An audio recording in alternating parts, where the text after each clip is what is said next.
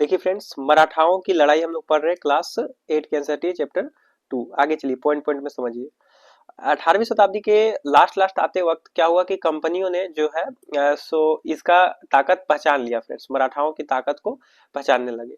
आपको पता है कि कंपनी डायरेक्ट इन्वॉल्व नहीं हो रही थी फ्रेंड्स, धीरे धीरे राजनीति में हस्तक्षेप, अब वो डायरेक्ट युद्ध करने पर आतुर है फ्रेंड्स। देखते चलिए, इसको समझने चलिए।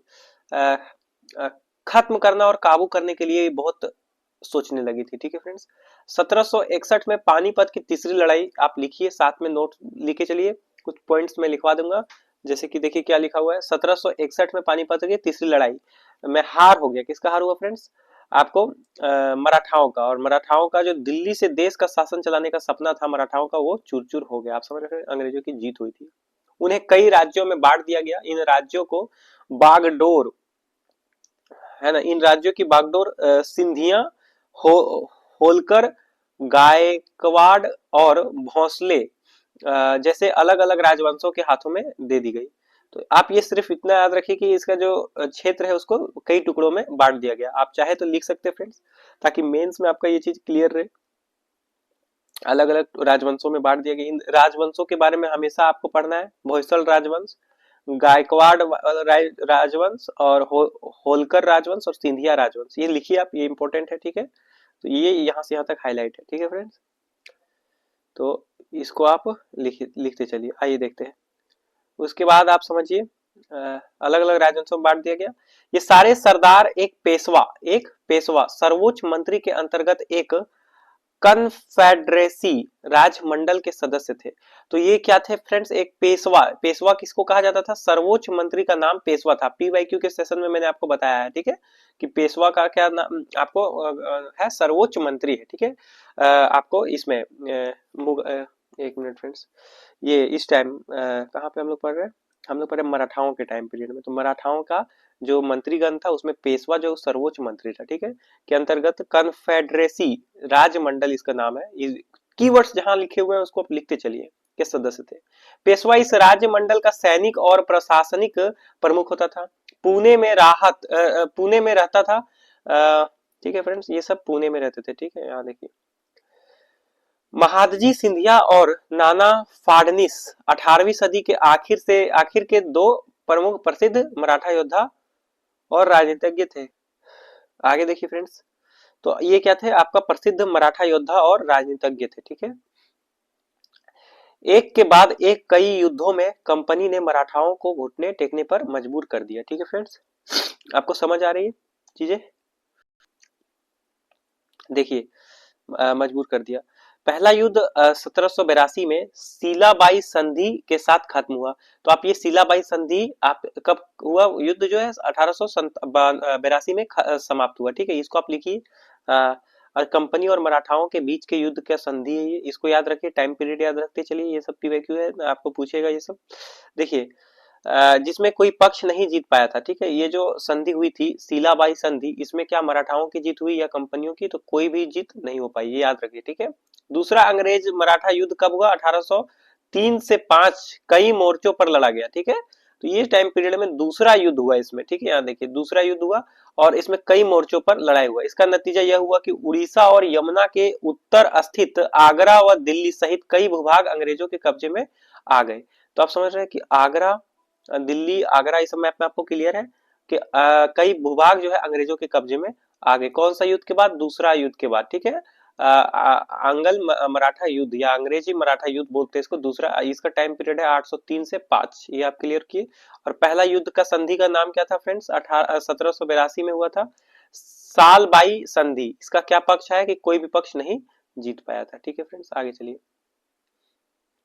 अंततः 1817 से 19 के तीसरे अंग्रेज मराठा युद्ध में मराठाओं की ताकत को यहाँ समझिए, मराठाओं की ताकत को पूरी तरह कुचल दिया गया। ठीक है, पेशवा के पुणे से हटाकर कानपुर के पास बिठूर में पेंशन पर भेज दिया गया। ठीक है, तो पेशवा, यहाँ देखिए, मराठाओं की ताकत को क्या किया गया? पूरी तरह से कुचल दिया गया। कब? टाइम पीरियड क्या है? तीसरा लड़ाई मराठा मराठा और अंग्रेजों के बीच 3 लड़ाई हुई। पहला का कोई नतीजा नहीं हुआ। दूसरा में क्या हुआ कि बहुत सारे आगरा और दिल्ली के कुछ क्षेत्र जो है अंग्रेजों के कब्जे में आ गए। और तीसरा 1817 से 19 में क्या हुआ कि अंग्रेज और मराठा युद्ध, मराठाओं की ताकत को पूरी तरह से कुचल दिया गया। और पेशवा जो थे, पेशवा का क्या काम था, सर्वोच्च अधिकारी थे। पेशवा को क्या किया गया, पुणे से हटाकर, क्योंकि पुणे इनका केंद्र था, यहाँ से हटाकर कानपुर के पास बिठूर में पेंसर पर भेज दिया। तो ये आपका बहुत इंपॉर्टेंट सेगमेंट है। देखिए मराठाओं से लड़ाई, इसका आप पूरा क्लियर हो गया। ठीक है, आगे चलिए, यहाँ समझिए। पेंशन पर भेज दिया था। और अब विंध्य के दक्षिण में स्थित पूरे भूभाग पर कंपनी का नियंत्रण हो गया। तो आपका देखिए जो मैप था, डायग्राम फ्रेंड्स, वो कैसे बढ़ रहा है आप समझ रहे हैं। तो अगर मैप दे दे और पूछे ये टाइम पीरियड किसका, किसके वक्त क्या है, तो अंग्रेज और मराठाओं में जब युद्ध होगा तो आगरा और दिल्ली जब मिलेगा दूसरा लड़ाई में, तीसरा लड़ाई में के बाद क्या होगा, विंध्य के दक्षिण स्थिति पूरे भूभाग पर नियंत्रण हो जाएगा। तो ये कौन सा है, पूरा दक्षिण, जो भारत का पूरा दक्षिण एरिया जो आपको धीरे धीरे अंग्रेजों के कब्जों में आ रहा है, ये चीज आपका मैप में आपको क्लियर करना है। आप दिमाग में एक इमेज करिए। ठीक है, आगरा दिल्ली देखिए, लॉर्ड हेस्टिंग्स है, देखिए इनको देख लीजिए, ये लॉर्ड हेस्टिंग्स। और ये कौन है फ्रेंड्स, किट्टूर रानी चेन्मा, चेन्मा की स्मृति में बनाई गई मूर्ति है। किट्टूर रानी चेन्मा है ना, चेन्नम्मा इसको बोलता है, चेन्नम्मा। ठीक है, इसको देखिए, चित्रों को देखिए। अब समझिए सर्वोच्चता का दावा। ठीक है, यहाँ देखिए सर्वोच्चता का दावा। अब यहाँ देखिए, उपरोक्त विवरण से स्पष्ट है कि 19वीं सदी की शुरुआत में कंपनी क्षेत्रीय विस्तार की आक्रामक नीति पर चल रही थी। आक्रामक नीति पर चल रही थी कब, आपको फ्रेंड्स 19वीं सदी की शुरुआत में। ठीक है, लॉर्ड हेस्टिंग्स 1813 से 23 तक गवर्नर जनरल। लॉर्ड हेस्टिंग का टाइम पीरियड क्या है, इसको देखिए, जो भी नाम आ रहा है उसको आप याद रखिए, के नेतृत्व में सर्वोच्चता की एक नई नीति शुरू की गई। तो सर्वोच्चता की नीति शुरू की गई, आपको टाइम पीरियड याद है, 1813 से 1823 तक लॉर्ड हेस्टिंग, सर्वोच्चता की नीति स्टार्ट की गई। कंपनी का दावा था कि उनकी सत्ता सर्वोच्च है, इसलिए वह भारतीय राज्यों के ऊपर है। आप समझ रहे हैं, कंपनी का दावा था कि वह सर्वोच्च है, इसलिए वह भारतीय राज्यों के ऊपर है, वो बहुत ज्यादा ताकतवर है, इसलिए भारत के सभी राज्यों के ऊपर वो है। अपने हितों की रक्षा के लिए वो भारतीय रियासतों का अधिग्रहण करने या उसको अधिग्रहण की धमकी देने का अधिकार अपने पास मानती है। यह सोच बाद में अंग्रेजों की नीतियों में दिखाई दे रही थी। आप समझ रहे हैं कि जो अंग्रेज थे वो शुरू में ऐसे एंटर किए इजाजत मांग के, और बाद में वो खुद को सर्वोच्च बताने लगे और खुद को श्रेष्ठ मानते हैं। इस वजह से भारत के राज्यों के ऊपर वो निवास करते हैं फ्रेंड्स। और यहाँ समझिए, और उन रियासतों को अधिग्रहण करने का भी वो अपने आप पर अधिकार मानने लगे। ठीक है, और इनकी नीतियों से पता चलता है ये चीजें। ठीक है, आगे हम लोग और समझेंगे इसको। लेकिन यह प्रक्रिया बोकोर टोक है ना, बेरोक टोक नहीं चली। ठीक है, कुछ रोक टोक हुआ, जैसे उदाहरण के लिए जब अंग्रेजों ने कित्तूर, यहाँ देखिए कित्तूर की रानी के नाम हमने पढ़ा था ना, कित्तूर की रानी चेन्नम्मा, इसको याद रखिए।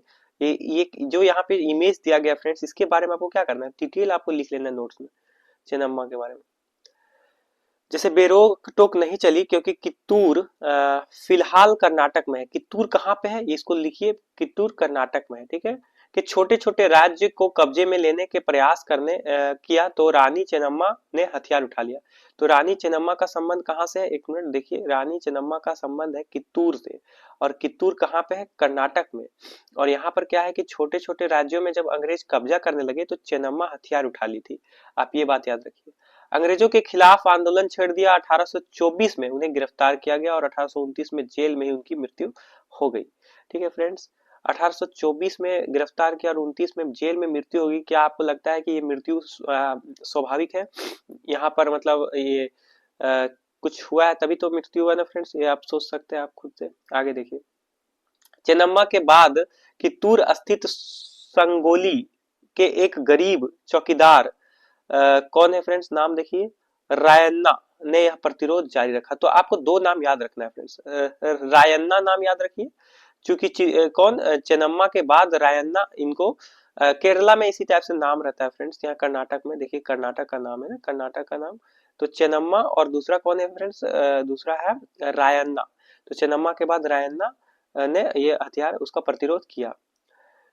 चौतरफा समर्थन और सहायता से है ना, चौतरफा मतलब चारों तरफ से समर्थन मिल रहा था और सहायता से उन्होंने बहुत से ब्रिटिश शिविरों को और दस्तावेजों को नष्ट कर दिया। आप समझ रहे हैं, एक योद्धा के रूप में इन्होंने क्या किया, बहुत सारे शिविरों को नष्ट कर दिया। आखिरकार उन्हें भी अंग्रेजों ने पकड़कर 1830 में फांसी पर लटका दिया गया। आप समझ रहे हैं क्रूरता देखिए, यहाँ पर 24 और 29 के बीच में इनकी मृत्यु हो गई और यहाँ पर डायरेक्टली फांसी पर चढ़ा दिया गया। तो यह प्रत्यक्ष अप्रत्यक्ष रूप से उनको मौत के घाट उतार दिया गया। जो प्रतिरोध प्रतिरोध के ऐसे कई दूसरे उदाहरण आप इन किताब में आगे पढ़ेंगे। तो ऐसा नहीं है जो बेरोक टोक ये ऐसा आंदोलन को अपने क्षेत्रों को बढ़ाते रहे, ऐसा नहीं है फ्रेंड्स। समय समय पर कई योद्धाओं ने, कई वीरों ने इनका विरोध भी किया, ठीक है। तो इस प्रक्रिया से आप पढ़ेंगे। और भी आप ये दो नाम याद रखिए, चेन्नम्मा और क्या समझिए फ्रेंड्स, चेन्नम्मा याद रखिए और आप इसके बाद क्या है, रैयन्ना याद रखिए। ये चौकीदार था फ्रेंड्स, ठीक है, इसको भी थोड़ा सा लिख लीजिए बगल में। तो आगे चलिए, आगे पढ़ते हैं। 1830 के दशक के अंत में ईस्ट इंडिया कंपनी रूस के प्रभाव से बहुत डरी हुई थी, ठीक है। उस वक्त क्या था, 1830 के टाइम पीरियड में जो ईस्ट इंडिया कंपनी है वो रूस के प्रभाव से डरी हुई थी। क्यों? कंपनी को भय था फ्रेंड्स, क्या भय था, कहीं रूस का प्रभाव पूरे एशिया में फैलकर उत्तर पश्चिम भारत को भी अपने चपेट में न ले ले। क्योंकि फ्रेंड्स यहाँ पर ईस्ट इंडिया कंपनी का एक राज था, दूसरी कंपनियां ब्रिटेन से आ नहीं सकती थी और जो आ रही थी फ्रेंड्स उन्हें इन्होंने प्रत्यक्ष अप्रत्यक्ष रूप से उनका विरोध करके उन्हें हटा दिया गया। पर रूस उस वक्त बहुत शक्तिशाली था और रूस से इन्हें भय था कि ये पूरे एशिया में फैलकर उत्तर पश्चिम भारत को अपनी चपेट में ना ले ले। इसी डर के चलते अंग्रेज जब उत्तर पश्चिम, आप समझ रहे उत्तर पश्चिम, आप इमेज क्रिएट करिए अपने दिमाग में। उत्तर पश्चिम कहाँ पे होगा फ्रेंड्स, उत्तर, और ये देखिए ये उत्तर हो गया, ये पश्चिम हो गया। तो ये उत्तर पश्चिम का जो इलाका है, ठीक है, यहाँ समझिए।